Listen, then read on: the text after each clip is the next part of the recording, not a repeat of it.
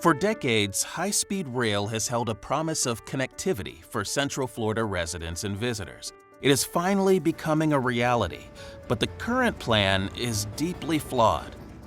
To finish the connection from the Orlando International Airport to Tampa, an obvious path exists. Continue west through an industrial corridor, then along the 528 Beachway to connect Orlando's local workforce and millions of yearly visitors to the Convention Center and iDrive corridor. From there, it's a natural turn down I-4 to Walt Disney World, then on to Tampa.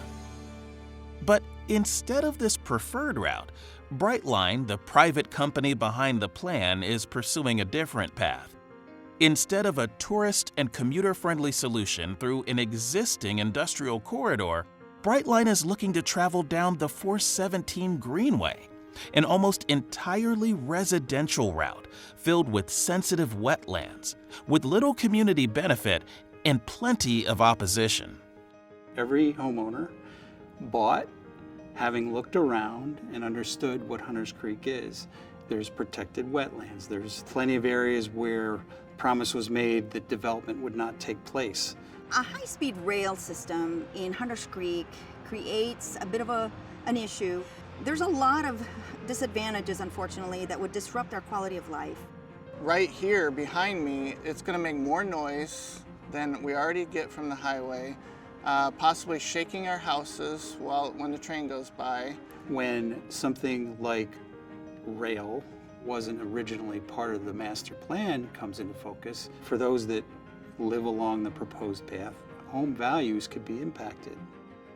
According to Brightline documents, the path would take multiple trains a day within 100 feet of residents' backyards and schools.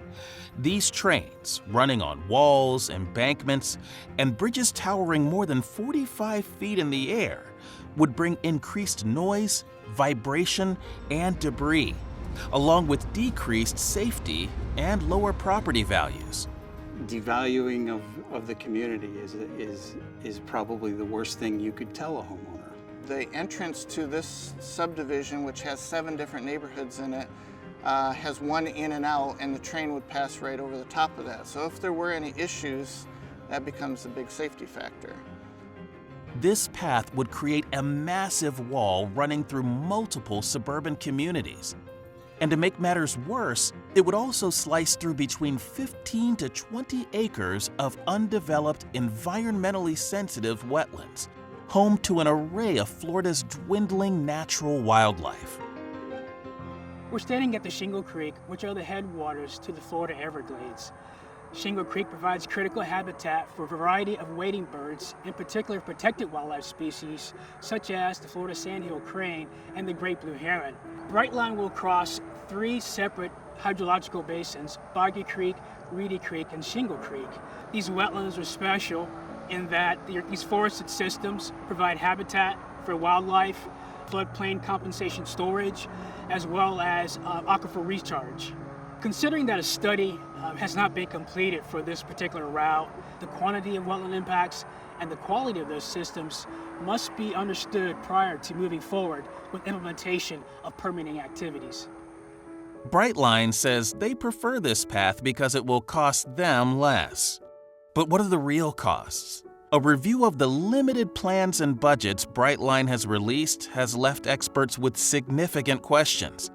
The Brightline plan does not include funding to lease or acquire right-of-way to build their tracks, and it looks like Brightline has underestimated the number of costly bridges and embankments it will need to build. Brightline also says funding to help homeowners who will be impacted by their project will be in their operating budget. But that number is a mystery and means legal action may be residents' only recourse.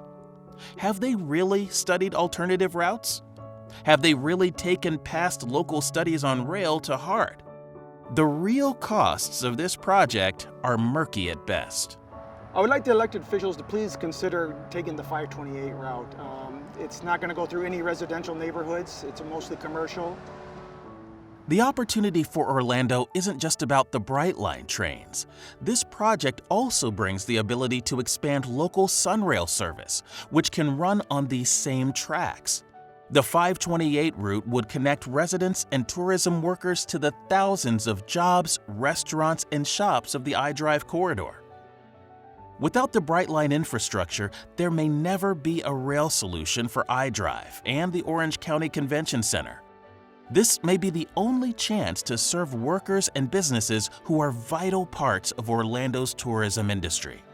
If you look at all the top-rated destinations, connectivity probably is one of the most important factors contributing to the growth of the tourism industry. So I think this will need a collaborative approach involving all the major important stakeholders within the community. This is really one of the projects that will impact generations to come. The International Drive Chamber of Commerce supports mass transportation. We've been working on this for over 30 years, but we believe mass transportation should serve the entire community. And we believe we have a solution that will create a station at the Orange County Convention Center to serve the iDrive corridor, the 75,000 employees, the 20,000 residents, and the millions of visitors that visit each year. And we're looking forward to working together to make this situation a win-win for everyone. The Brightline route will be an important decision for our community, a decision that will impact our quality of life, our environment, and our future transportation plans for decades to come. Let's make sure we're choosing the best path forward for our community.